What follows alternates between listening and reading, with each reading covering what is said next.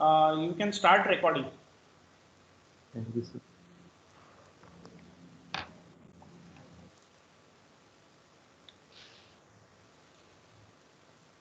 Yeah. So we'll begin with the session 2 today, which is again, maybe there may be some repetition of what the first speaker spoke about.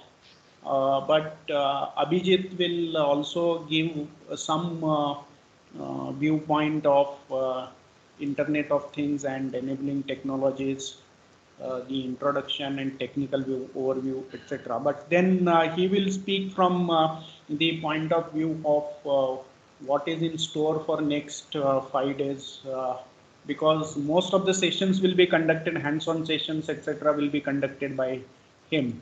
And I request Abhijit to take over the session. Thank you very much, sir. Very kind of you to hand off to me. So I guess we'll start just about 12 o'clock. Thanks everybody for dialing in. Welcome to, after the keynote, this is the first introductory session for this FDP program. I think the keynote address made a lot of things clear. It gave us a really good big picture of what IoT is about, and I think from a strategic perspective where we are headed over a long-term horizon, right? So I am going to start off from where we left off at the end of the keynote, and this session is, of course, it's going to be about introduction about IoT, but we'll talk about finer details now. And towards the end of this session, I will take 10 minutes to outline this entire program, this FDP program, and we'll take a very close look at what is going to come over the next 10 or 12 sessions, right? So with that, I welcome all of you to this session, Internet of Things and Enabling Technologies, and this is an introduction to the technical overview. Before we start, just a quick check, probably Kenneth or one of our coordinating committee can help, that my audio, my video and my deck is all clearly visible and audible? Yes, sir. It is? Yes, Abhijit, you are clearly audible. Your PPT is also looking good, and your video is also proper. Any participant can confirm this. Yes, sir. Everything is clear. Okay, thank you, Right. Karthik. Thanks very much. Thanks very much. So let's begin with this session. I think I normally start like starting my session with a historic perspective and some famous technology quotation, right? So the quotation I have for you this morning is from a very famous, very successful technology journal called Popular Mechanics, and this comes from 1949, more than 70 years ago. And the quotation says that where a computer like ENIAC today, back in 1949, has 18,000 components and weighs 30 tons. Computers of the future will only have 1,000 components and will weigh only 1.5 tons. So this was the view of how computing will evolve 70 years ago. All right. And for reference, I've put up a picture on the screen. So that picture shows a person working on a computer. Now, the cabinet is not the computer. The cabinet is just the memory bank. The entire room that you see in the picture, that is the computer. Okay. So this was the state of computing back in 1949, right? So obviously we can all sit back and almost laugh at this ridiculous prediction now. However, many years before this quotation by Popular Mechanics, another scientist made another prediction about the future. And this is what the prediction said. It said that when wireless is perfectly applied, we shall be able to communicate with each other instantly, almost as if we were sitting face to face, which is exactly what we are doing in this session. And the most brilliant part of this prediction was that the devices through which we will do it will be so simple that they will fit in our pockets, right? And all of us are carrying those devices in our pockets today. So no prizes for guessing who made this prediction. It was Nikola Tesla way back in 1926, almost 100 years ago, right? So I think, of course, a very, very scarily accurate prediction of future of computing compared to the previous one. But I think it is the very nature of technology predictions. We can't blame popular mechanics for being so wrong, because unless we are living through a technology revolution, we can't predict what's going to happen, right? Unless we are Nikola Tesla, of course. So fortunately for all of us, right now, currently, all of us are living through such a technology revolution. We heard what kind of changes are happening all around us because of these technologies in the keynote address. So this is happening now. This is not future. This is not science fiction. This is today, right? And which is why we know what the next 5 years, what the next 10 years are going to bring us. And this session is an introduction to what all we learn in this session. So welcome to Internet of Things and Enabling Technologies. Now I don't do any sessions where I just say we are talking about Internet of Things, because today no technology is an island.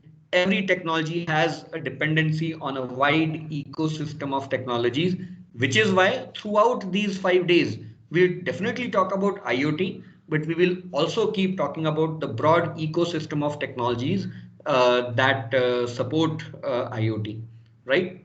Now let's learn about IoT, right? And when we learn about something new, these are the two questions uppermost in our minds.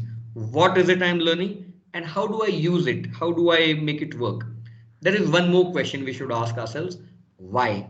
Why should I spend my time, my resources, my thinking, my money on this particular thing? There are so many other things to do, right? So throughout this session, we will look at the what and the why, and we will touch upon the how at the end of this one session, because all the next 5 days are going to be how. How do we do IoT? All right.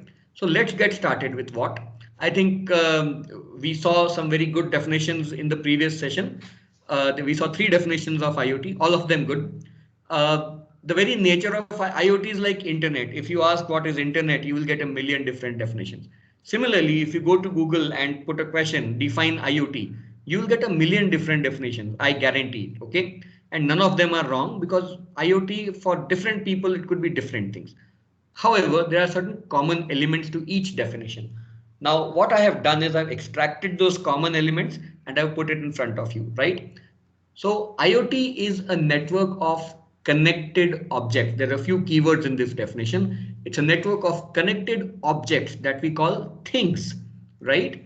Which are able to collect and exchange information. So these things have the ability to collect and transfer this information. And who are we exchanging this information with?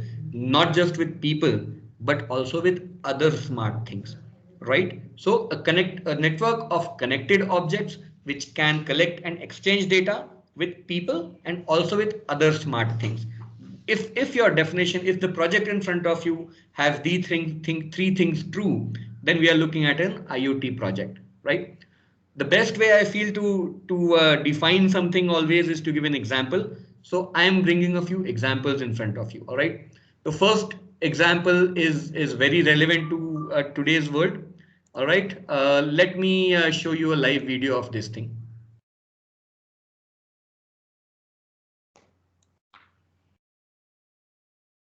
So this visual I have put up in front of you is a social distancing detector. So what the city has done, they have put up a camera in a very busy city square, and they are trying to gauge that are people following the social distancing norms.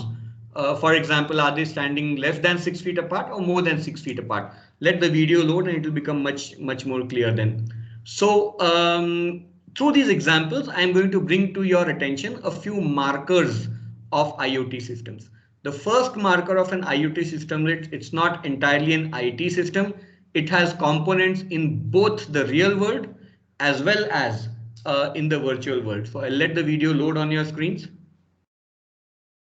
Yeah, I think it's coming. So as you can see, there's a camera in the physical world, which is doing two things. It's detecting where are the people in the entire field of view, and it doesn't stop there. It has a small machine learning component which figures out whether two people are standing less than 6 feet apart or more than 6 feet apart. If it's more than 6 feet, they are green. If it's less than 6 feet, it's marked out as red. Now, if this was all it did, then it is not an IoT system. It's just a computer vision system. But as you can see, it keeps counting the violations that are coming at the bottom of the screen, the ticker tape, and it keeps sending that data to a city administrator's database, that what parts of your city are more prone to infection, where you need more public awareness campaigns, etc., etc., etc. If somebody can confirm that the video is running on your screens. Yes, yes, running Yes, smooth. sir. Yes, sir. Yes, sir. All right, perfect. Yes, sir, yes. So the action starts. I said there are two major markers of IoT systems. The first one is it's a mixture of pure IT plus something in the real or physical world. So here the physical world is the camera. It captures all this and sends it through certain protocols to some databases. The databases generate alerts which people are watching. All right, and then they can take decisions. So we are capturing the data. The action begins in the physical world here, right? Let's go back, and I would like to show you one more example. I think many of us would have used these internet bus companies as well, right? Whenever I go outside town for conducting IoT trainings, I normally use this service. Now, this has a very good feature. Whenever I am like 30 minutes away from my stop, this service sends me a automated phone call or a message that Abhijit, your stop is coming. Please find your baggage and get ready to deboard. So how does it know where I am, and how does it know where I'm going to get off? So there are only three pieces of information it needs. First and foremost, it needs the live real-time position of the vehicle, which is usually accomplished using RFIDs, but some operators use GPS as well, right? This tells that the bus on which Abhijit is present is at such and such a location currently, right now. That location goes out to a particular piece of IoT infrastructure called the rules engine. And we'll take a look at closer look at each of these elements over the next 5 days. Okay, I'm just introducing these concepts here. So the rules engine knows what to do next. The rules engine talks to the bus company database. Let's say it's Make My Trip, downloads my mobile number and my desired destination. And if my destination is within 30 minutes, it sends me an SMS on my mobile phone, right? So once again, the first marker, one part of this system is in the physical world, which is on board the bus, the sensor which tells where the bus is. And the rest of the pieces are in the virtual world. And the second marker for IoT systems is it will never be just one technology or one protocol. For example, here, the real world protocol is different, the data protocol is different, then you get a SMS protocol in between, you have a mobile app, you have a database app, and you have a brain called the rules engine in the middle. So second marker of IoTs, it will be a play between multiple technologies, and you'll keep seeing the action keep moving between the real world and the virtual world. All right. So these are two really good examples. Now, these are very small examples, but when we talk about building IoT or any distributed systems, it's always going to be small systems, right, which are integrated through some protocols to make a big solution. It could be a smart city, it could be smart manufacturing, it could be a smart vehicle, self-driving vehicle. It's always going to be an amalgamation of these small systems, each of them doing their jobs, right? So once again, at the end of these two examples, let's revisit and crystallize the definition. These are all connected objects which are collecting and exchanging data with people and also with each other, right? So this is what IoT is all about in a very high level conceptual perspective. So there's a fun fact I have for you before I move away from the what and about the why of IoT, that the internet itself was invented in 1983. Initially, its name was ARPANET, and then it evolved into the internet, right? Now, most people, I ask this question in my sessions, that when do we think that the first IoT device went online? Now, many people guess 1990s because that's when the name IoT was invented. The real answer is 1981. And this is what confuses people. The internet was born in 83. How is it possible that Internet of Things became available in 81? Because something called TCP was there from 90s onwards. And what was this device? The first documented case of a live IoT device. If you search Google, Google is going to say that it's a smart toaster in 1986. Google in this case is wrong. The first documented case is a soft drinks machine in a place called Carnegie Mellon University. So some very smart electronics students were fed up by going to the canteen and finding that there were no soft drinks there. So they put some sensors inside the machine, and whenever there were soft drinks available, the sensors would send a message to their consoles. There were no SMSs worth speaking of that time, so it was a black, white over black message on their Linux screens, right? And this is the first documented instance of a real live IoT system in production. Of course, in 86, the toaster was invented. In 85, ATM machines came. All right. In 1990s, the name IoT itself was coined by Kevin Ashton, and then, as they say, the rest is history. But this happens to be the first production deployment. All right. So I hope you enjoyed that bit of a fun fact. Let's talk about the why part, because see, what is defining the thing. The why gives us the motivation. Why are we here? More than 100 attendees here about IoT. I do at least 2 workshops every month where students, faculty, working professionals visit. So why is there so much interest now, right? So and why should there be so much interest? Not just for technologists, but for everybody. Let's cover that over the next 10 minutes, right? I normally break down the why part, the motivation part between these 3 different questions. Why should technologists, that's people like us who are involved with engineering, take an interest in IoT? Second is forget about engineers. Why should anybody take an interest in IoT? And third is why now, right? Because as we saw, the first device went online in 1981. The name IoT was coined in 1998, right? More than 20 years ago. But what has changed? Why do you see such a hype, such a focus coming back on IoT suddenly, right? Now, this year onwards, the government has allowed us to conduct vocational degree courses in IoT. So government is also aware of the fact that there are going to be jobs exclusively in IoT. So something has changed, right? Let's take a look in this why section. First, let's take an engineer's perspective or a technologist perspective. So as we saw in the previous lecture as well, IoT is not one thing. IoT is a very, very multidisciplinary science, right? No matter what vertical of technology we are in, and no matter what kind of platforms or what kind of technologies we are looking at, it doesn't matter, right? Because anytime any of these technologies wants to work in the real world, that path goes through IoT. I will share an example because my company does a lot of work with MSME players, and we get this question at least once or twice a month, that some database company says that we have invented such a great database system, but our clients don't want to enter data by hand. They say, capture this data by yourself and feed it into your database. Now that is exactly the challenge with purely IT systems. A computer does not grow hands and legs and walk around your shop floor or your college gathering data, right? So this is exactly the use case IoT fills, that whenever you want your virtual systems to interact with the real world systems, that path will always go through IoT. Okay, that's why it doesn't matter what color of technology we work in, it will always have an overlap with IoT and its associated protocols. All right. Now, this is why no matter what stripe of engineer I call myself, if I know IoT, I have an edge. I can build better things. I can integrate my systems with the broader ecosystems of the world. Right. So this is a technologist perspective of why all technologists should know IoT. Now let's take a look at people who are not technologists. These are people who are working in the industry. These are people who are supervisors, they are shop floor workers, they are owners of industries. So why should they take an interest, right? They don't understand the word IoT, but take any sector I'm going to put up on the screen. Manufacturing. Oh, manufacturing creates 80% of demand for IoT, even if the people in manufacturing sector are not aware of it, right?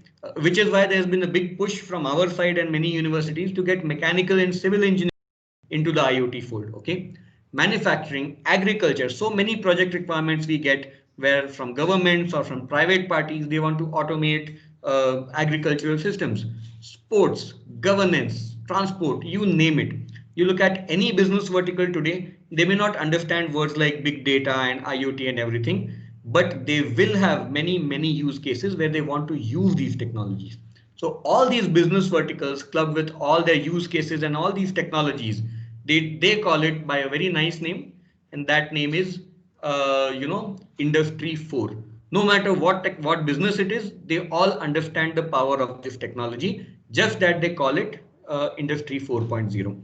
Right now, I'm going to show a similar slide to what we saw in the previous one, but we are going to approach it from a different angle. right? So what is this industry 4? Let's define it. And what happened to 1, 2, and 3, right?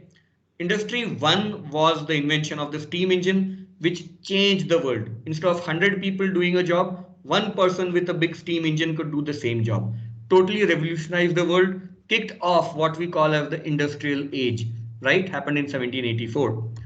Fast forward another 90 years and you have electricity. So all of a sudden you had assembly lines, you had motors, generators, and electricity being used everywhere. Okay.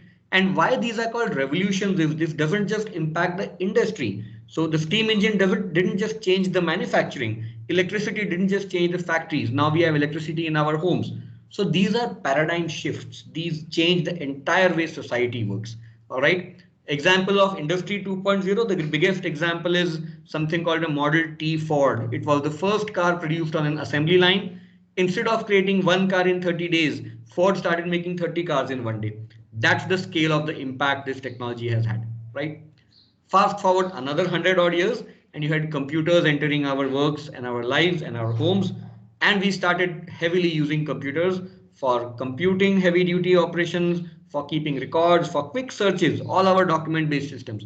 So we were still having people manage other machines, but the computers were doing all the saving and the remembering and retrieving and calculating stuff, right?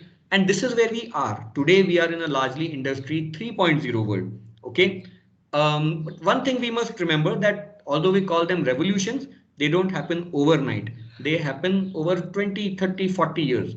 And similarly, for the last 15, 20 years, industry 4 has been creeping up on industry, on the manufacturing sector. If you go to any large company today, for example, there's a plant, General Motors plant where they make Chevrolet cars in Talegaon near Pune. If you go there, it's largely an industry 4 shop.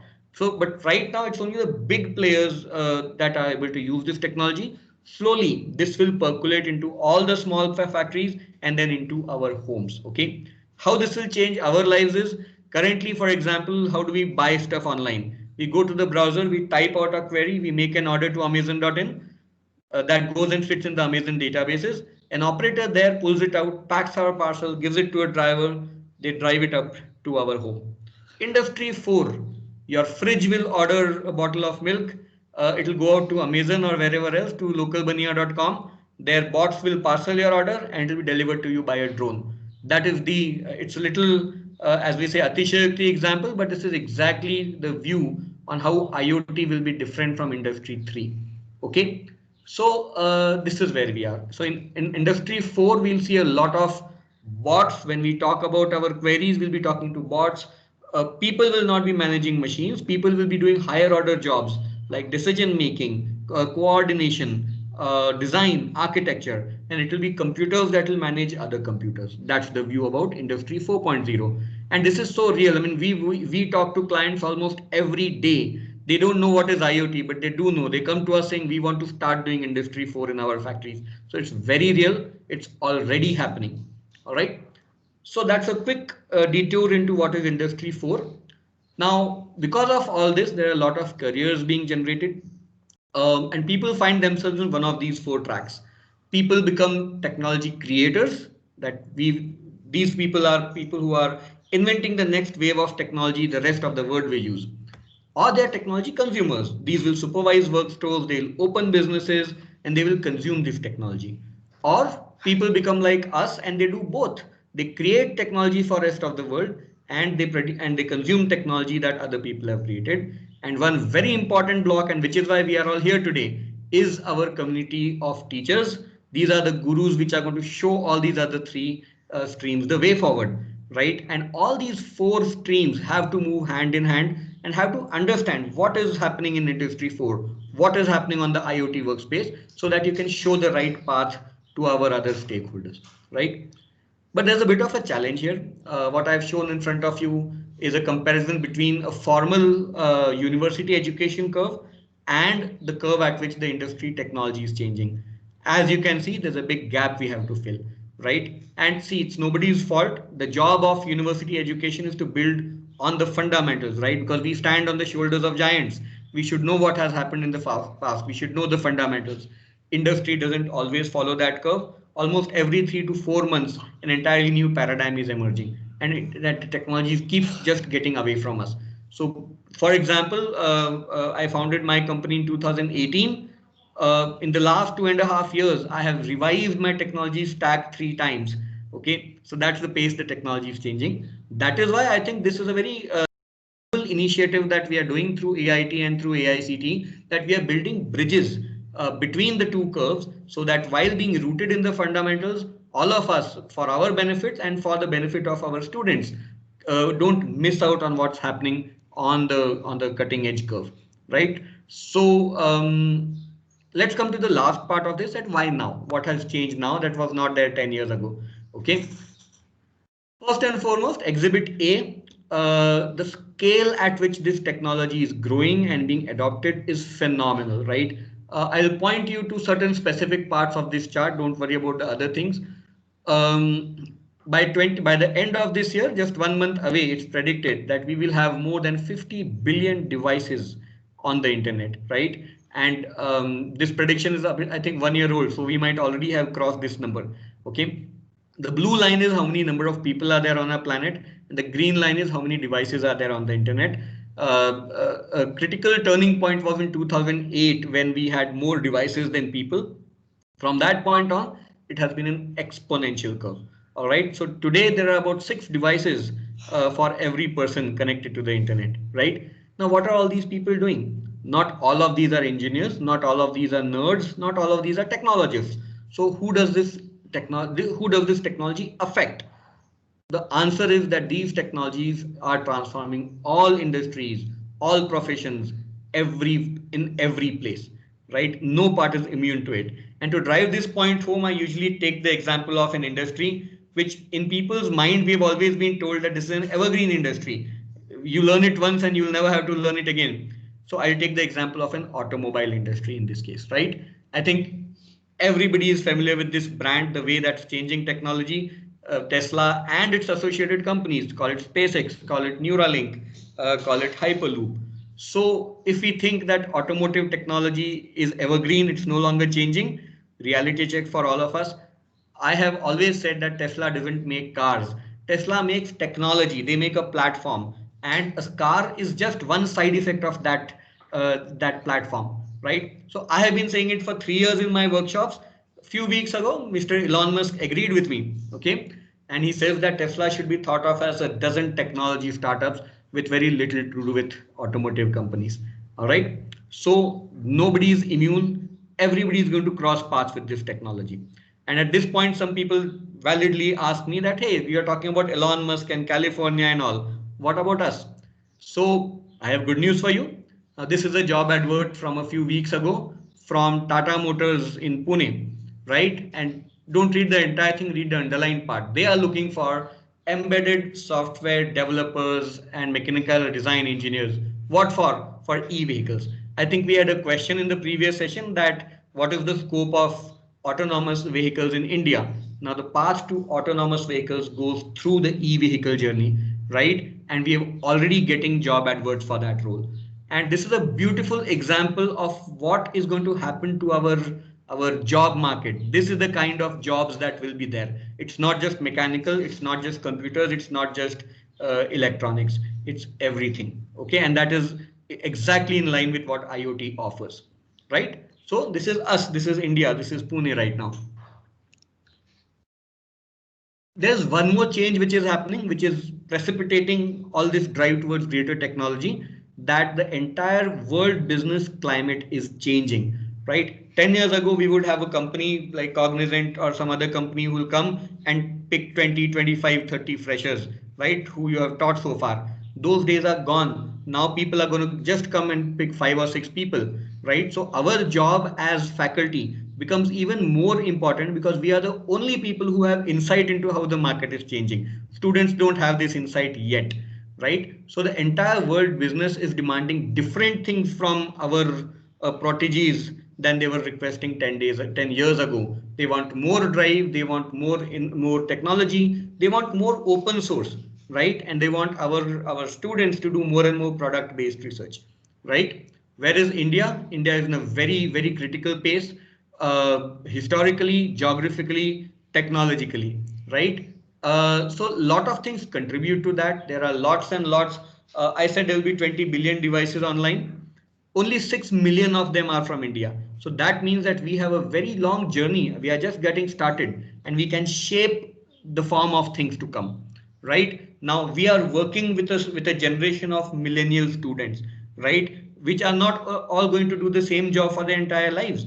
We are going to guide them as faculty, as entrepreneurs, as the industry, that there are more opportunities now than there were 10 years ago, right? And the greatest shift that has happened is Indian engineers have started making things for Indian consumers now, right? And this shift happened about 10 years ago when the Paytm revolution started. So before 10 years, anybody passing out of our hands would dream that I will make things for European market or American markets. Even those amongst us who are doing consulting jobs would also have seen this shift, right? 10 years ago, Paytm says that I'll make Paytm, payment system for India. And today, India has the most admirable payment systems in all of the globe. People come to India to see how do you make payment systems, right? Then other products started. There was local Bania, there was Big Basket. So all these are very uniquely Indian products. So they say India is a very unique market where a Tesla and a bullock cart share the same road. Okay. So these are the kind of products people are consuming in India, right? Now we do a lot of work with agricultural players, and we had gone to a farm where the farmer kaka with us was there, and we said, can we go to your farm and do some tests? Is there electricity? And he picked out his feature phone, not even a smartphone, and did something on his phone, got a message back from his motor saying that your motor is running, so it's a light hai, aap kaam kar sakte ho.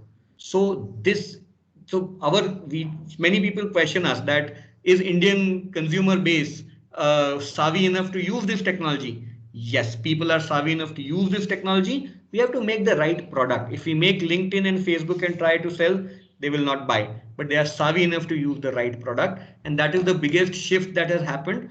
We have woken up to the fact that there are a billion customers in our backyard. And that's why you'll see a lot more innovation coming in this way, right?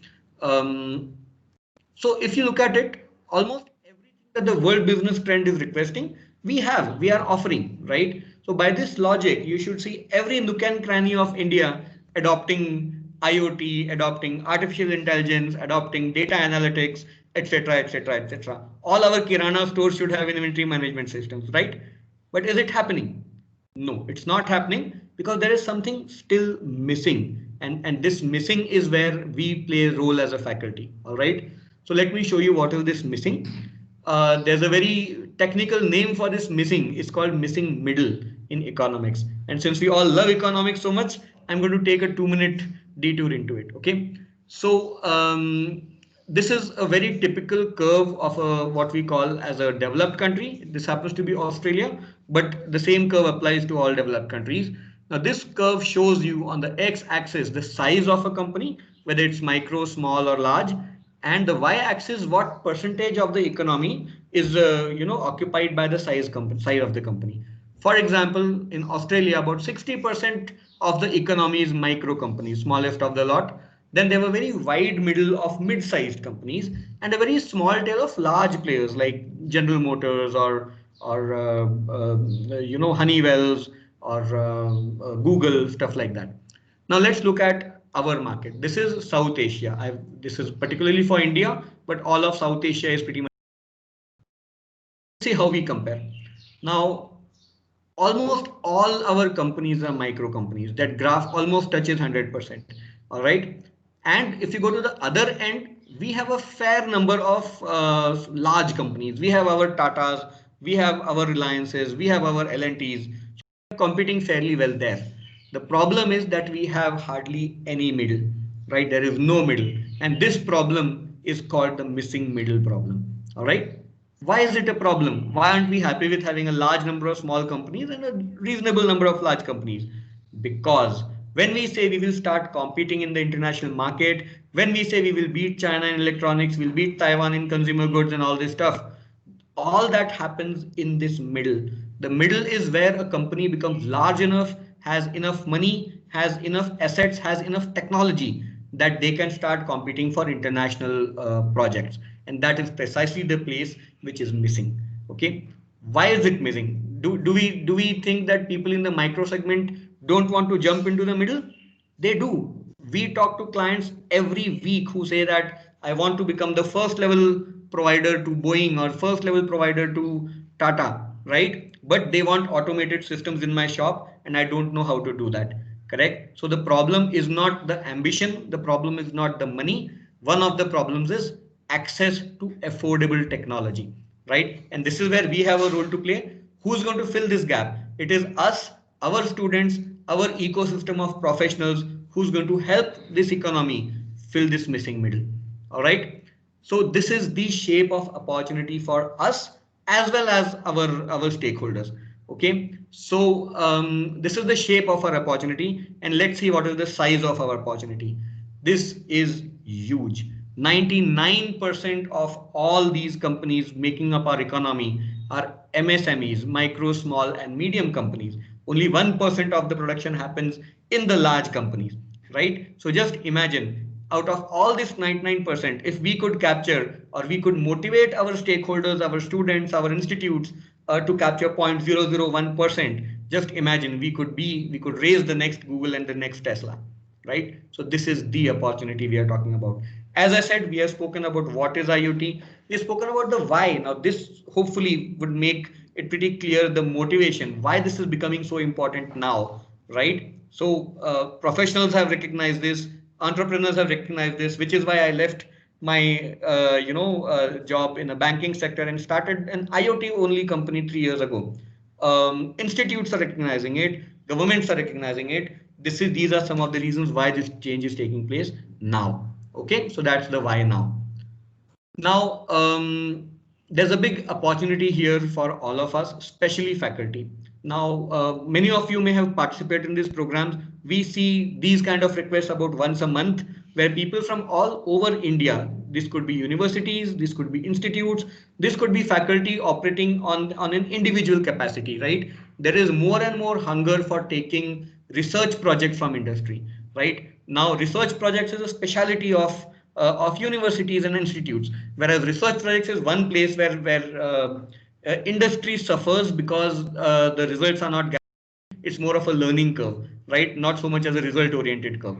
So there's a big partnership ecosystem emerging where all of us can take part. Now, just last week, I met with two people from different universities.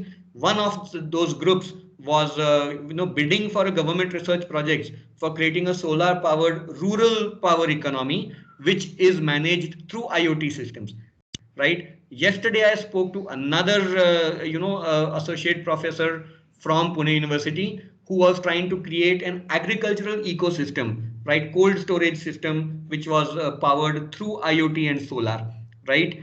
I think a couple of weeks ago we spoke with somebody who was bidding for a government project to manage the water dissemination systems for the state of Bihar, right? So there's a lot of opportunity for research projects, for partnerships, for government sponsored projects, and also for independent consulting for the industry, right? And of course, all of this will lead to a lot of technical publication material, lot of research papers. I think all that is directly fitting into our career graphs as faculty, right? One more thing is changing. I think it took us a long time, but we are aligning ourselves with the concept of creating centers of excellence. So what is happening is, so far students or faculty come to work at our institutes and we figure out, oh, this university has a really great center of excellence for artificial intelligence or VLSI. Okay, what's going to happen is 10 years from now, people will come to teach and study at our universities because we have that center of excellence. So this awakening has already happened, and the more we know about these changing technology ecosystems, the better we will be able to participate in this massive change that's happening around us. All right. So that's the why now. All right. Now let's talk about how. How do we build IoT? How do we use IoT? To be honest, the next 5 days is all about the how. So I'll not go into detail. I'll just touch upon all the different verticals. But I will give you an overview of every single pillar of IoT that we'll have dedicated sessions for each of these components over the next 5 days. Treat the next 30 minutes as an overview of what is coming over the next 5 days, and I'm sure you will find it extremely engaging and extremely interesting. All right, so let's talk about how do we build IoT, correct? So how do we build anything? How do we build a house? We start by building what is called a foundation. All right. The foundation of IoT consists of these three things. You need connectivity, you need power, and you need some kind of processing or computing. So if I can just take a quick mic check, Kenneth, I'm still all audible and visible and everything. Yes, sir, you are audible. Perfect. Sometimes what happens Yes, is sir. you tend to drop a connection and don't realize it. So I Nice thought it's a good presentation. time to check. Yeah, thanks very much. W- All right. Wonderful So presentation, let's sir. talk about. Yeah, thanks so much. Thanks so much. So let's talk about foundations of IoT, connectivity, power, processing. And for this section, I would urge everybody to think back to the definition of IoT we have discussed. This is a bunch of connected things, collecting and exchanging data with people and other things. So essentially, we are talking about connectivity, right? If two things are going to talk to each other and exchange data, you need connectivity, right? How are they being powered? There is a source of voltage and current. Many different ways to do that we'll see. And to run all of this together, to compute, to process things, you need either a microprocessor or a microcontroller or a bunch of sensors and actuators, etc. If you have these three things, you can start doing IoT. If one of them is missing, we have to find a workaround and then we can do IoT. All right. Now somebody may ask that, what happened to databases? What happened to cloud? What happened to something else? Now all that is fine because those things are available to us. They're sitting in an air conditioned data center with teams monitoring them. The challenges of IoT, why IoT is unique. The challenges of IoT come from the field, come from where we are deploying this technology. We could be deploying it in a farm where there is no electricity. We could be deploying it on a desert where there is no connectivity, etc., etc. So the major obstacles to overcome in IoT are the field challenges, and we will talk about those as well in the course of this FDP, right? But to give you a quick overview, quick perspective, each of these three things involves evaluation because just like any other engineering, there are 20 ways to solve the same problem. One or two ways may be the most suitable for any given problem. So let me give you a quick taste of what kind of evaluation we should be looking for. For example, let's take connectivity. So the largest determinant of the technology to be used is how far away the two things are. Okay. For example, if you're in a room, your devices are no more than 30 feet apart, you could use what's called a Bluetooth technology. I think everybody of us is using it, right? There are other technologies. All of us have been using TV remotes for many decades now. This is infrared line of sight technology. You could use these also. All right. But the shortest distance possible, Bluetooth is a good option. Let's say I'm not happy keeping my devices in the same room. I want to cover the entire building or the entire college campus, right? Or the entire society. We are looking at 150 to 200 feet, in which case the right technology could be Wi-Fi. Particularly, I like Wi-Fi because it is inherently connected to the internet. You don't need any more intervening layers, right? Let's get more ambitious. Let's say I don't want 200 feet, I want a kilometer range. I want to deploy automated agricultural systems in the farm, or I'm doing a PhD project which has to do with smart irrigation systems, and I have 4 acres of farm to POC it. All right. So that's when we talk about a kilometer and a half range. So this is where you use technologies which are other than Wi-Fi radio technologies. I have some devices here to show you. If you can look at my camera feed, this is a long range 1 kilometer radio antenna that we normally use for up to 1 kilometer range, right? Let's get greedier, right? We want more than 1 kilometer. Let's say we want up to 20 kilometers. Let's say these are two ships on the sea, or let's say you have a desert installation. There is no cellular connectivity, there is no Wi-Fi, but still you need to talk. For that, there are some very specialized technologies called long range technologies, or LoRa for short. So it doesn't require any intermediate channel. If you could have a LoRa chip 20 kilometers away and the other chip here, and you could just talk between them. Okay. আজকে বলেনি next সোমবার বলেনি কিছু ভালো করে নোংরা যেন না হয় next Thank you.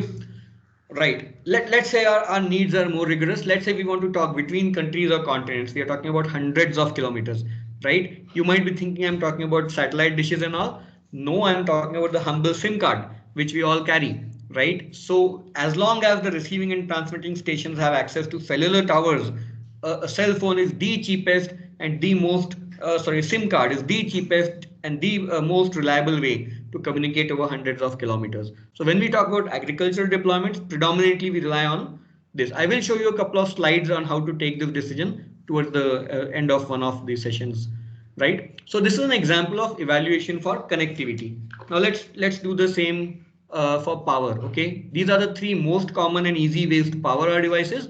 You could use a transformer to convert a wall power into 5 volts and run your devices, right? Many cases you don't have a stationary deployment. You need to pick up your deployment, take it to a field where there is no wall power, in which case you could use batteries, or you could directly power things from a small solar panel. So microcontrollers don't need too much juice. They can run even on small panels. All right. The most by far popular way to run IoT devices is batteries. Okay, so let me tell you what kind of evaluation we do for batteries, from a very industry and manufacturing perspective. Okay, the most reliable battery technology in the world today continues to be the lead acid battery. So I'm showing you a specimen here. This has 4 ampere hours and could power anything I need. Okay, 12-volt battery, 4 ampere hours. This is good when I want to keep it in my office in a stationary place and let's say monitor power consumption of my office, right? But if I have to take it in the field, this doesn't work. This is a brick and this weighs 1 kilo.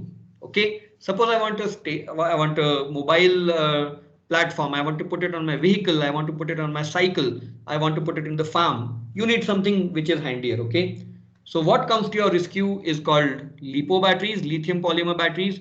This has as much energy as this brick. This is also 4 ampere hours battery, barely any weight at all, right? So of course there's a trade-off. It is much more expensive than the lead acid battery. Okay.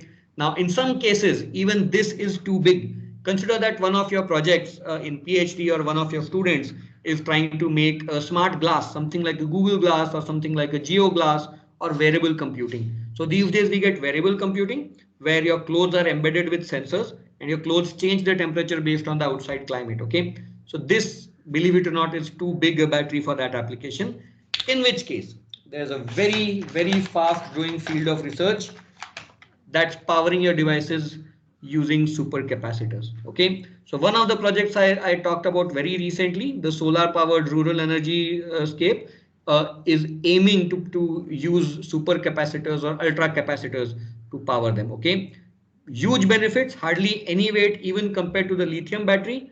Lithium battery takes about 3-4 hours to charge. Ultra capacitor can charge in under 1 minute. All right, and no chemistry. So unless you over voltage it, this will live forever. Of course, there's a disadvantage. These things are very expensive currently, but the costs are coming down every year. So really great project for your research purposes is powering microcontrollers using this. So to be honest, we are doing some projects with faculty from and students from AIT on this very research project right now. Okay. Again, this is a partnership between industry and the college. So this is the kind of evaluation that you will come across every day when you are building IoT ecosystems. All right. Now coming to processing, I think there's huge variety and huge choice you have. Okay. Some of the common choices are what kind of processors should I use? For the most simple cases, you can just use a microcontroller. So I have a big tray of goodies here which I have brought to show everybody. So you could use a microcontroller, right? Very simple thing, just capture input, send it to the cloud, do all processing on the cloud. Now suppose you want to do more, suppose you want to capture camera feeds, etc. What you could do is you could use the smaller version of the Raspberry Pi. So this costs about half, has almost the same computing capacity as the big Raspberry Pi. All right. Uh, if this is also not enough, you can always invest in the big brother Raspberry Pi. Practically, it's as powerful as your laptop, can do any kind of processing you need, right? Now, suppose you don't want to do all this yourself. Suppose you are looking for commercial products. There are commercial processing units available, right? They are very focused. So this one is called Sonoff. All it does is switches a light on and off. So very limited in what it can do. But if that's all that we want, sure. So you have a very wide range in terms of what kind of computing platforms you want. If you want to go bigger, we want to automate entire assembly lines. There are PLCs, there are FPGAs. There's no end to the computing power available to you. Again, question is evaluation. What works best at the most optimum cost?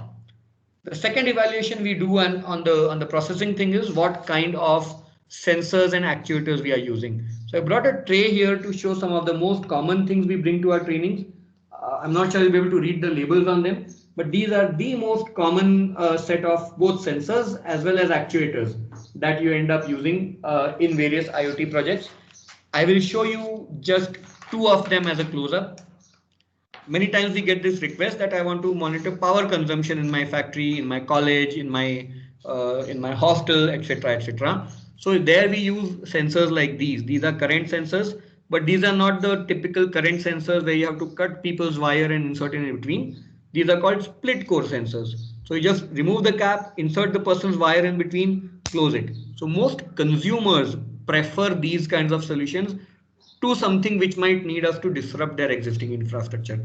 We do have a full session dedicated to getting into the consumer's mind also. I think that's on Thursday. So I'll keep the details for then. But very useful line of thought on what kind of evaluation we may have to do, right? So this is what processing means. Okay. Now once the foundation is built. Okay, so sorry, I forgot this slide. Yeah, so many of us actually haven't seen many IoT devices. So let me rectify that. Most of all have seen Raspberry Pi, but Raspberry Pi, I don't consider it as a purely IoT device.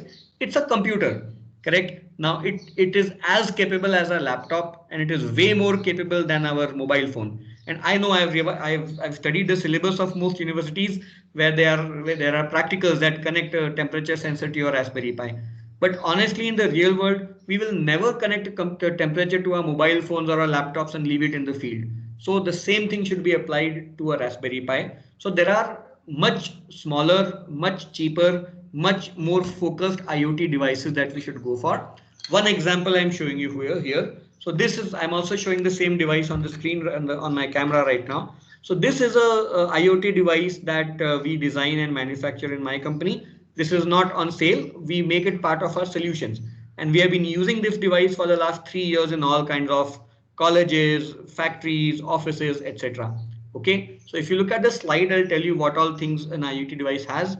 Think back to the definition: connected device with power and processing that talk to other connected devices. So the chip that you see on this particular specimen is ESP8266. This is a built-in microcontroller as well as a communicator.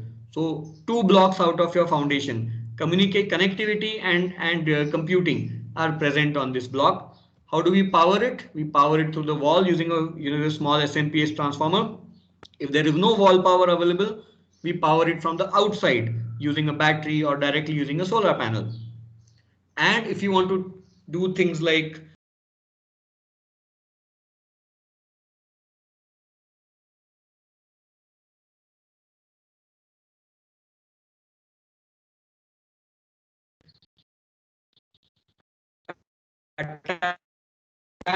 sensor Hello. Abhijit,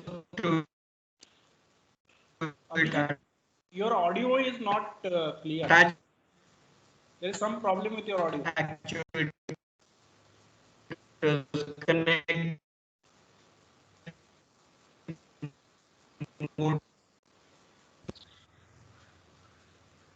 Hello, am I audible now?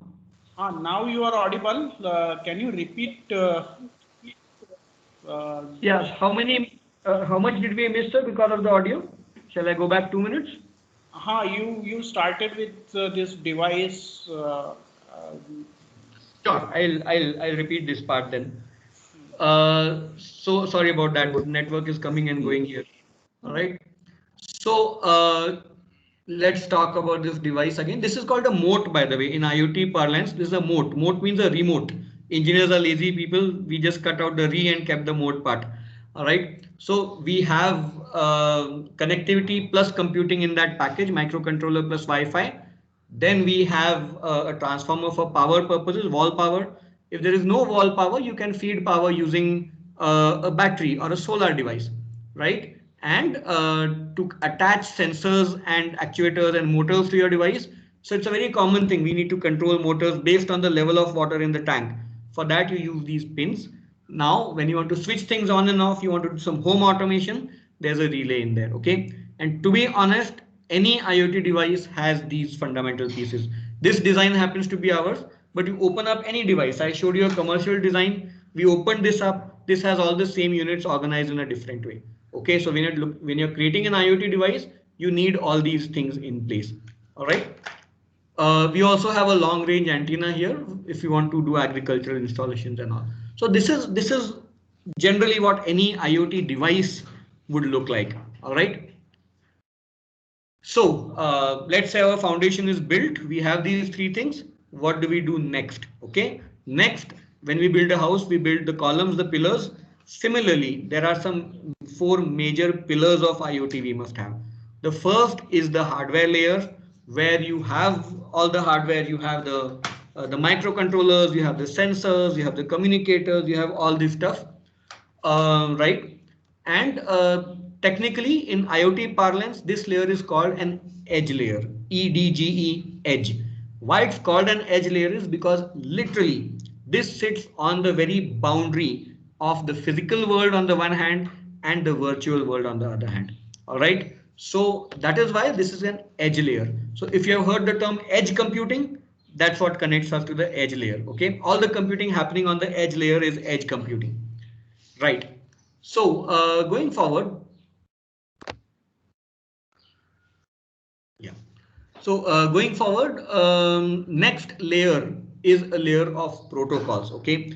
Now we have been seeing this since the keynote address that IoT is not one thing. We also mentioned that it's an amalgamation of different technologies which keep changing. There is no way to predict what technology we'll use tomorrow. So what makes all these technologies work is a layer of protocols. Now protocols are sets of rules. Okay, even when I use a remote control, when I press the volume key, the TV volume goes up. So even in such a simple installation, right, there are some rules. This thing sends an IR pulse. There's a sensor at the other end, and there's an Android operating system in your television that interprets that command. Okay. So all of this needs some set of rules. Similarly, IoT also needs a set of rules.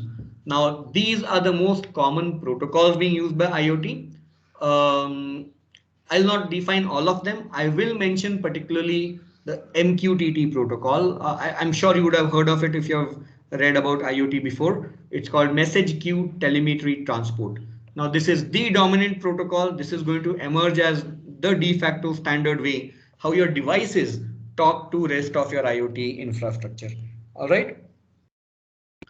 So the way I describe it in most of my workshop is think of IoT, think of protocols as the glue that holds the rest of your system together, because your disparate systems are not going to be able to understand each other. It's the protocol which makes them work as a team. So protocol is Fevicol. All right, that's how I help my students remember this thing. So next pillar is cloud. I think all of us have heard about it, discussed it, used it to an extent, but this is not very clearly understood. So let me take just a few minutes, because all the demos we will see in the next few days are all going to be demonstrated on the cloud. Okay, we are going to make the cloud available to you later on also if you want to do some experiments with this technology. But first, let's understand why is there so much fuss about a cloud. All right. So what's a cloud? Let's assume you're trying to do a project, right, where you need a heavy duty computer. Now third party comes and says, don't buy this computer, I will buy it for you. You can use it over the internet, right? Right. And however many times, however many hours you use it for, just pay me that much. Okay. This works for you because you don't have to buy a big and expensive computer. How does it work for the cloud? Because they will not offer this only to you. They will offer it to your friend. They will in fact offer the same deal to millions of customers, and they'll buy thousands of computers to serve them. Okay. This is called a pay per use model. This is exactly the same model that cab companies like Ola or Uber are using. They tell you the same thing. Don't buy a car. I will buy all the cars you will ever need. There's a free app. Just order the car and we'll bill you by the number of kilometers or the number of hours that you used it for. Exactly same model. Okay. And what does the cloud really give you? Let's take a look at that. You'll hear a lot of words. You'll hear GCP, you'll have Azure, you'll hear EC2. All these are marketing words. Okay. What you need to understand is this. At the very core level, a cloud offer you three things.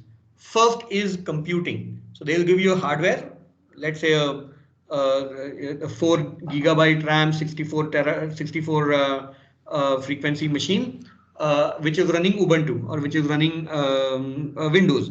So they give you a computer, plus they give you facility to use databases, which means not just storage of data, but running queries on the data, visualizing your data content, recovering data if it's lost. So all that is database services. And lastly, they'll give you dumb storage. And I think this is the most familiar part for us. We have been using Google Drive. We are saying that I'm going to take backup of my photos on my mobile phone. All that goes onto that storage bit. Okay. And different combination of these services leads to different marketing terms that you have heard so far. But at the very essence, these are the things, functionalities that cloud offers to us. All right. Plus, it lets us buy a lot of it at a click of a button. If you're starting a new project, today you're just doing a proof of concept. So you have your one computer. Tomorrow, if the government accepts your bid and they're saying now do it for 1,000 customers, you can just with a few clicks, you can get 20 more machines or 100 more machines just like that. So auto scaling, it's very easy to scale. And second big benefit is the cost benefit. Okay. Now I was managing environments team for a company a few years ago, and one production server would cost us $40,000 per year to run for the license, for the people who maintain it, for the energy, for the security, for everything. Okay. Same functionality I can order on the cloud and it costs me about 20,000 rupees a year now. 150 times cheaper. And that is why anybody who wants to start a service today gravitates towards the cloud. All right. Which is why most of IoT is accessible to people like us in this room here is because cloud exists. Okay. So we can get some very high performance computers and still create IoT systems at a very reasonable cost. All right. These are some of the most important cloud players. See, anybody can start a cloud. I could start a cloud with 100 computers and offer you services. So don't go with players who don't have a history and reputation. These are the biggest players. I would suggest that if you're looking to start out working on cloud, start with these. I generally recommend Amazon first because you get 1 full year of free cloud usage, and then you can decide once you are proficient in using a cloud, you can take a call what kind of cloud you want to use. All right. So that was a little detour into how clouds work and what kind of services we can expect from a cloud. All right. And the last bit that I would like to talk about is tools. All right. And there's a very important vertical and there's a specific reason for it. Now these tools, the entire, yeah. Hello. Yeah. Sir, your screen is not visible. Could you make it available? Anybody else facing that problem? Yeah, no, it is No, no. visual only. Okay. Because I have a monitor. I have a monitor next to me. I can see the changes coming there. Can you try and reconnect to the meeting? Okay. So let me try my end. Okay. Thank you. Yeah, please. Thank you.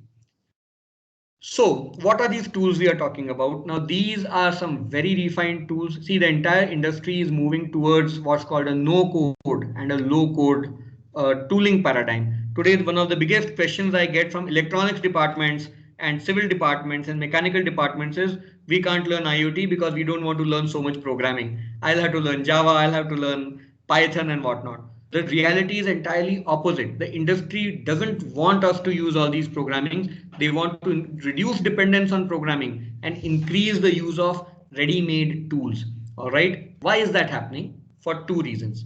First benefit tools give you is rapid development.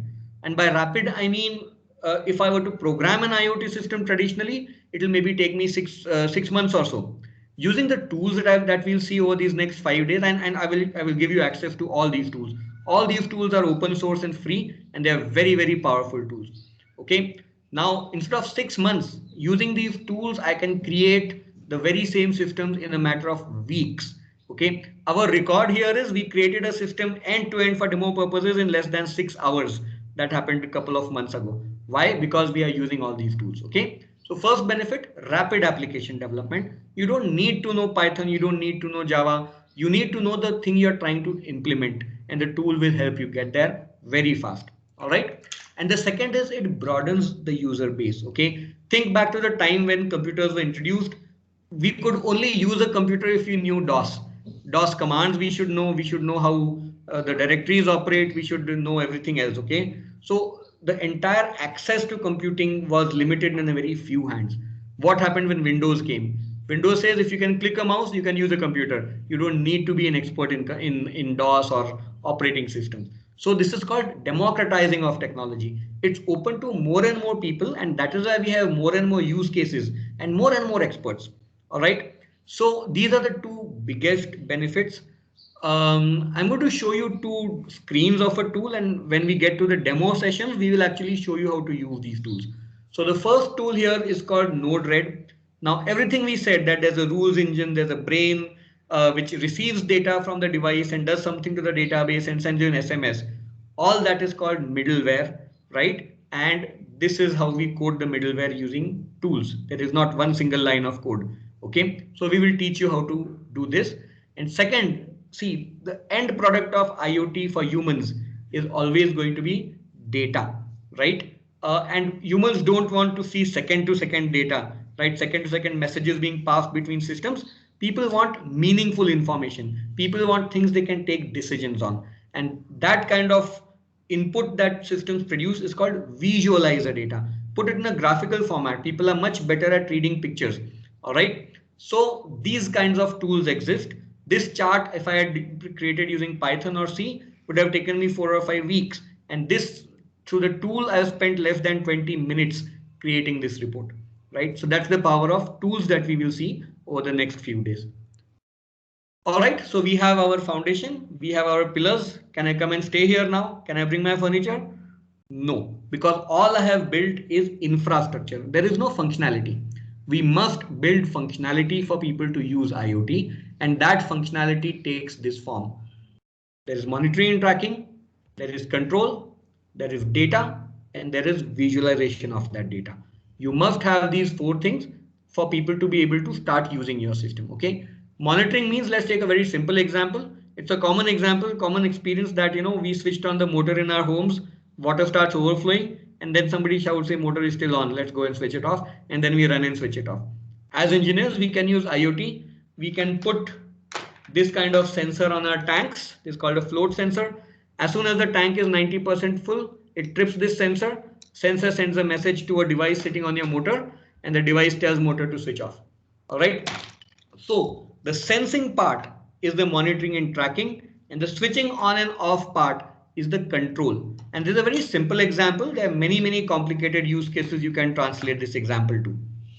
Now, all of it is going to produce data. How many times did the motor start and stop? How many liters of water did I consume? When all did the lights go off? All that data is produced. As Atul also said in the keynote, data is the key. The reason we use IoT is because people want the data at the end of that journey. All right. So data will always, you can build IoT without capturing any data. But if you are doing that, I would suggest take a step back and think what data could I be capturing.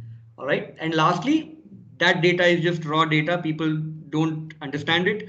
We need to visualize it so people can take some wisdom out of that data. All right. And once these 4 are built, you can build any number of functionalities. You can get nicer things. You can get data science, predictive intelligence, all kind of things. But that base functionality must be implemented for your IoT system to be complete. All right. Right. So let's talk about architecture. All right. This is something regrettably we don't talk often enough in the classrooms and with faculty. But to be honest, we start out learning a programming language. The way I see it, we should put the programming language at the end of the chain. We should start with the architecture. Okay, because architecture is all about the big picture. Think of it this way. If you were told to put a jigsaw puzzle together, right? You don't just pick up random pieces and try and put them wherever they fit. We do is we flip the box. On the other side of the box, we see what the final picture should look like. We call it the big picture. And looking at the big picture, we have a strategy. We first pick the corner pieces and then we connect them one by one and build the entire puzzle. That is exactly the role of architecture. architecture makes sure that the big picture looks right. All right. And if you can understand the big picture, you can pick up each of these pieces, distribute to different people and have them build it. Okay. In fact, architecture is so important that, the ancient Greeks realized it. Now they had these Greek, arched pillars, arched bridges, right? They invented that. And what they did is whoever architect was assigned to the bridge, once the bridge was completed, the architect was made to stand under the bridge when the first horse ran from the above. So if they have not done a good job, the bridge will break, it will fall on top of the architect. So what this tells us is architecture has the accountability for success or failure, not the programmer, not the tools, not the clients. So that is why we should be talking more about architecture. Programming languages, tools, technologies will come and go. Architecture is going to remain stable, and we will spend some time during the next few days talking about architecture. All right. But to give you a little bit of a glimpse, these are traditional IT systems architecture, right? This is something familiar to us. Let's say you're accessing Google gmail.com. You access the user interface. Then there's a web server, it creates the pages, and at the end is your mailbox in a database. All right. So three-tier architecture, very, very popular, very, very proven.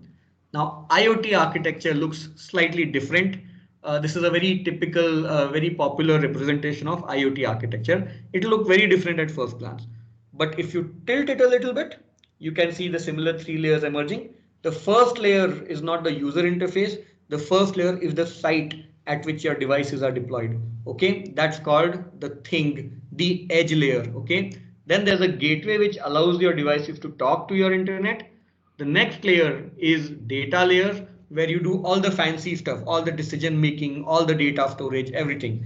And at the end, there's a user layer, which eventually talks to the user. All right.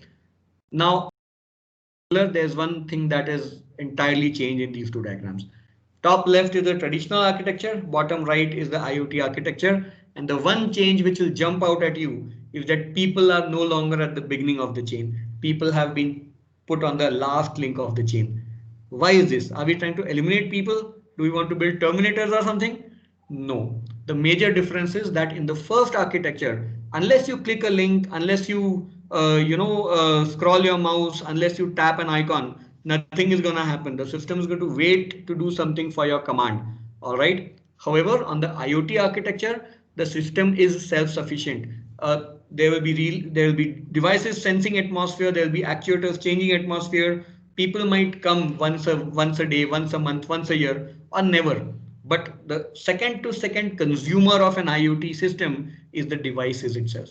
And that makes all the difference in how we build IoT systems. All right. So this is a very typical, I think we'll touch upon this in more detail afterwards, but this is a different representation of what we saw in the foundation model.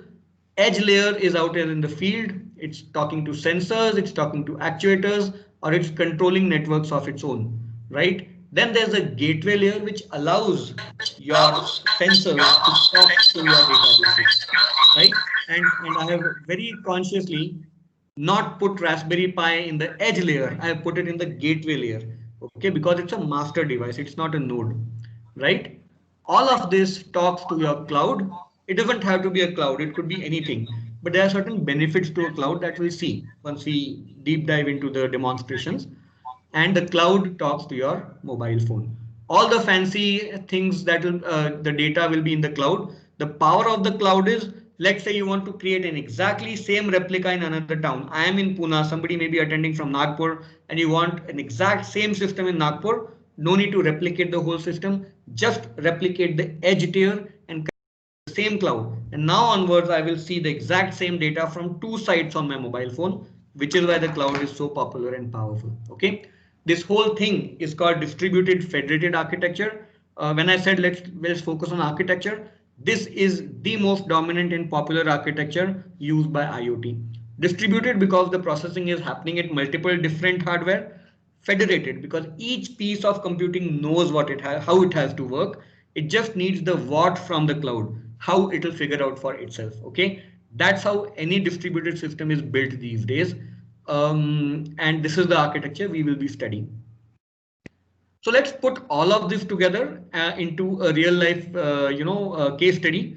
I'm not sure if you have been to Pune University before, and this has started happening elsewhere in the country as well. There you will see these cycle stands, okay, without any operators. So what people do is they scan the QR code at the end of the bicycle, agree to pay, and there's a behind this lock there's a stepper motor. It slides lock back and you can enjoy a cycle ride for however long you want. Once you're done, return it to one of those counters again. Say my ride is ended, the lock slides back and you are billed. Okay, that's it. Very easy use case. How do we power this? There's a solar panel inside the carrier which feeds a lithium battery in the stem here. And of course, as you pedal the bicycle, the battery also keeps getting charged, right? So that's about it. That's how simple it is. We could make it in our campuses, right? Let's map this case study to the architecture. What all is on the edge? We have a Wi-Fi device, we have a battery, we have a panel to run things along, we have a lock, and we have GPS just in case the cycle gets misplaced. The gateway. Now you have to return the cycle to one of those counters. You can't take it home. Why? Because the gateway is in one of those 20 places around the city. If the cycle is not within range of the gateway, the cycle cannot tell the cloud that your ride is over and you'll keep getting billed permanently for it, right? Cloud, this one uses, now there are other companies also, there's a pink cycle and a blue cycle and other cycles as well. AWS, they use AWS in a hybrid cloud, which internally talks to the Paytm cloud to settle the payments, all right? And analytics are offered to you in terms of how many calories you burned, how much is your monthly bill, etc., through another cloud system. And for the user, the only interface is their mobile phone with a camera. All right. So that's how elegant this system is, and it touches upon all parts of the IoT ecosystem. And when we talk about, as I said, small things taken together make a big solution. This can easily be integrated with a smart city initiative or with a smart campus initiative. You name it. It's an integration through certain protocols. Protocols are Fevicol that will join all these things together for the bigger solution. Right, there are certain mind traps we have come across which stop people from learning these technologies. Let's address them quickly. The first I've already mentioned, that's oh my god, do I have to learn all these programming technologies? No, you don't. The industry is very mature in terms of tools, and all the demonstrations we will do will be on these mature tools, and we'll be able to convince you that no matter what your programming background, you will be able to build IoT. All right. Next is a fear of failure that many people don't start building. They keep studying and watching videos because the moment they start, the thing doesn't work. It's a new technology, right? Things will fail. So for that, I will be covering some industry practices. The foremost of them is Agile, which encourages failure. But what it says is don't fail after 6 months. Fail every day. Fail fast. Build small. Test often. Fail fast. Fail now. Don't fail later.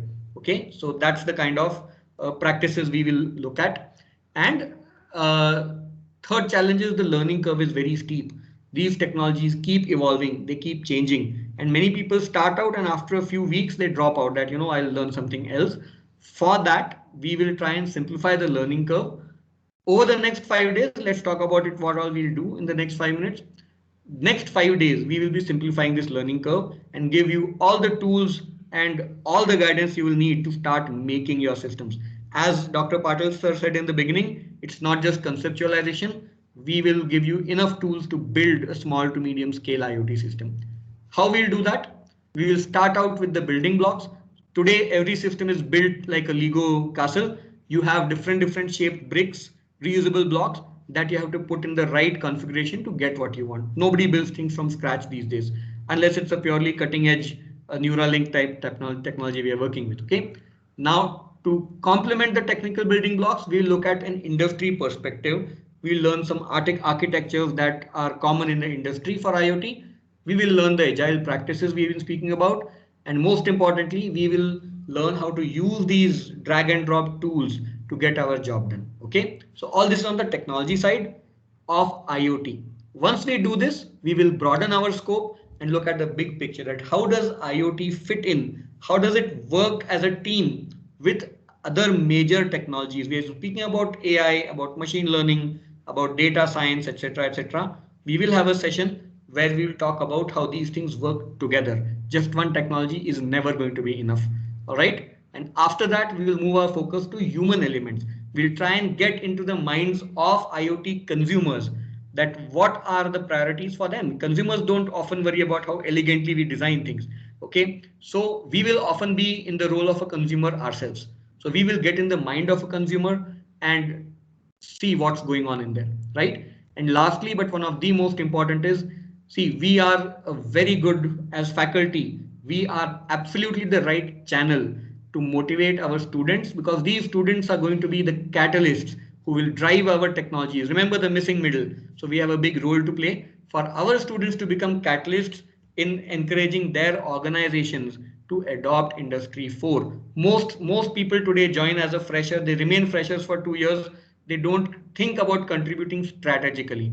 Just imagine if we can put the seed in our students' mind that you are not just a fresher, you are going to be a catalyst who will change your organization. We'll talk about those aspects in one of the last sessions. All right. And there's a particular reason we are focusing on this.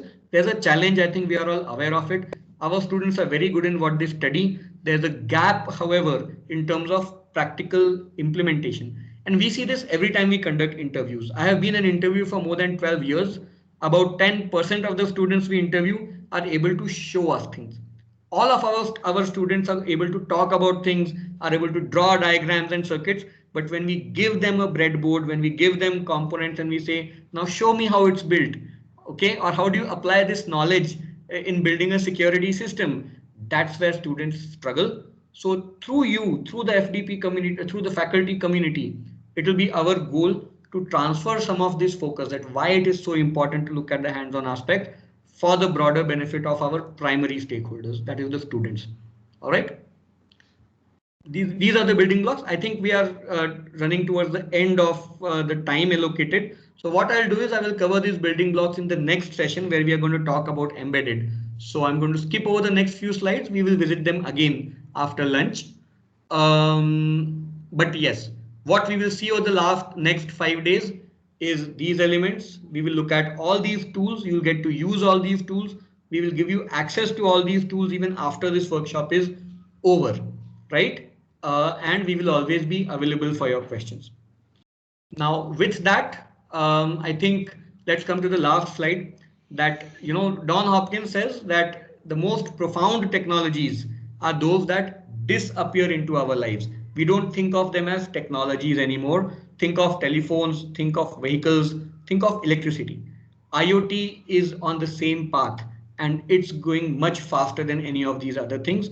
Not just our students, we ourselves, our stakeholders, our universities, our manufacturing houses, everything is going to be impacted. And if we are familiar with how this stuff works, we have an edge in shaping how the future unfolds, right? So with that, I will thank everybody and for attending this session.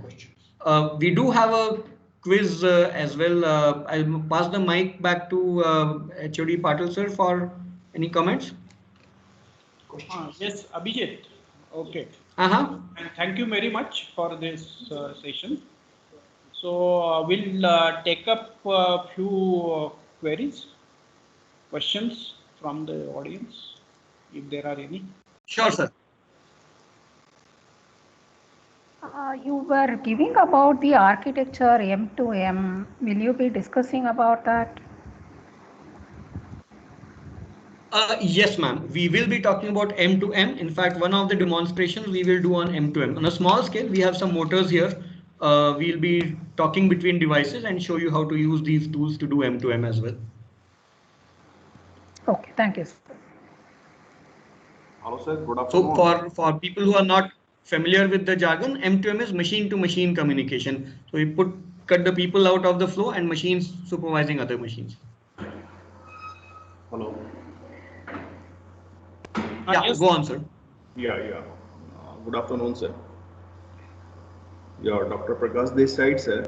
There are a few questions. You told age in IoT. So I think age is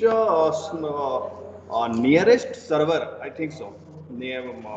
Already I seen somewhere. Age is a server. It's a type of a server through which we can nearest server from your location. Is it right, sir? So you're saying edge computing, right? Yeah, edge computing we discussed na, so edge. So I think Yeah. edge is nearest server from your location. Not necessarily, sir. It doesn't have to be a server. It could be any computing entity. So supposing the nearest computing entity to you is a Raspberry Pi, which internally talks to the server somewhere else, then the Raspberry Pi becomes the edge for us. Okay. Okay. Second So question it's we like this. discussed. It's like this. If you plot all your computing entities in your solution and you draw an outline, the computing entities nearest to the outside world will be your edge layer. Okay, sir. Second question, in AWS, we discussed about the cloud. In AWS, there is a topic EC2, you know about this. And in a EC2, there is a EC2 is a operating system or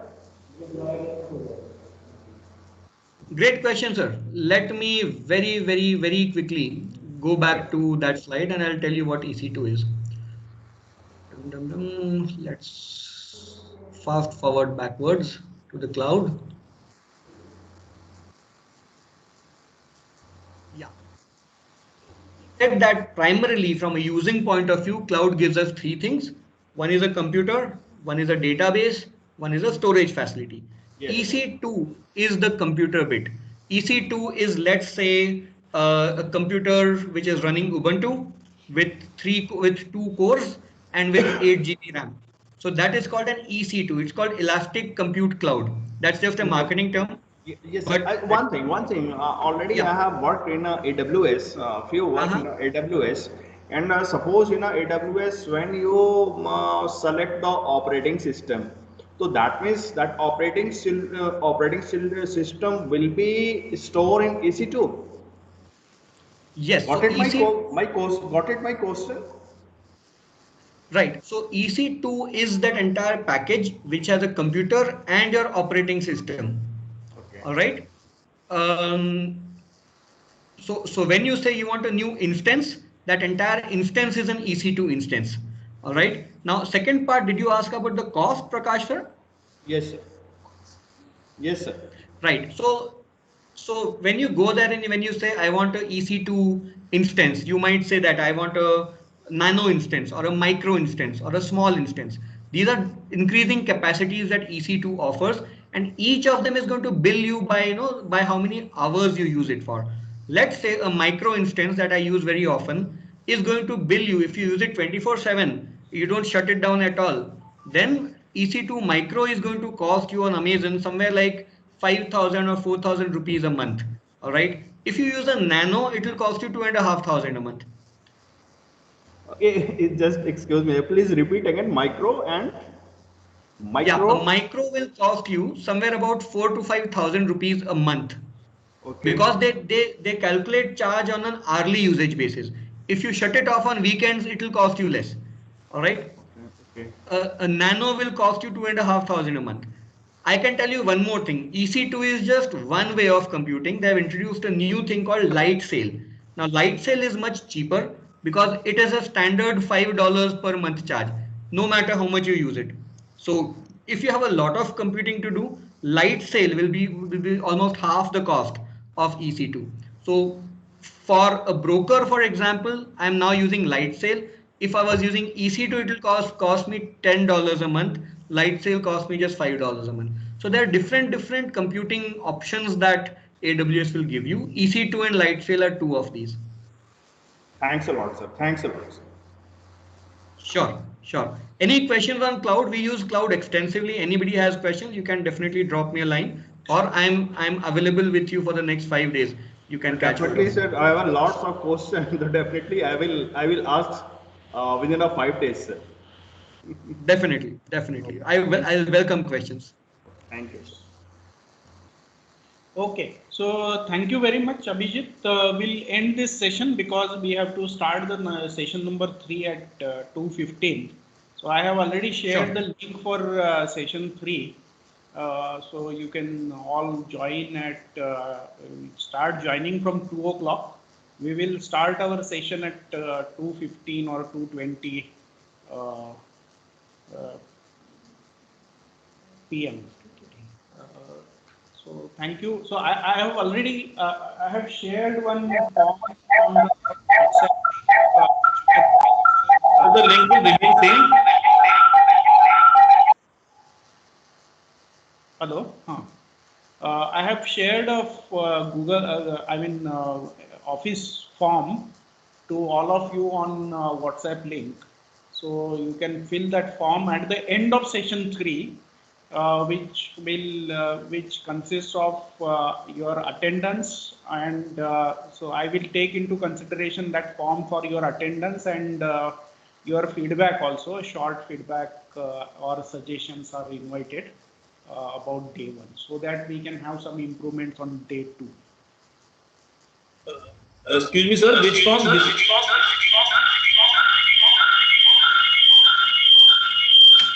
Your audio is not clear. Please reshare.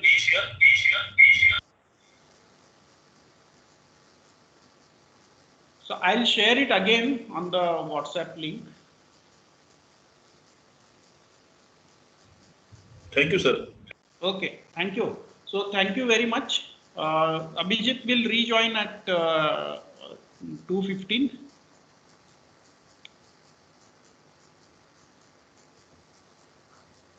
Sure, sir. We'll join at 2:15. Thank you.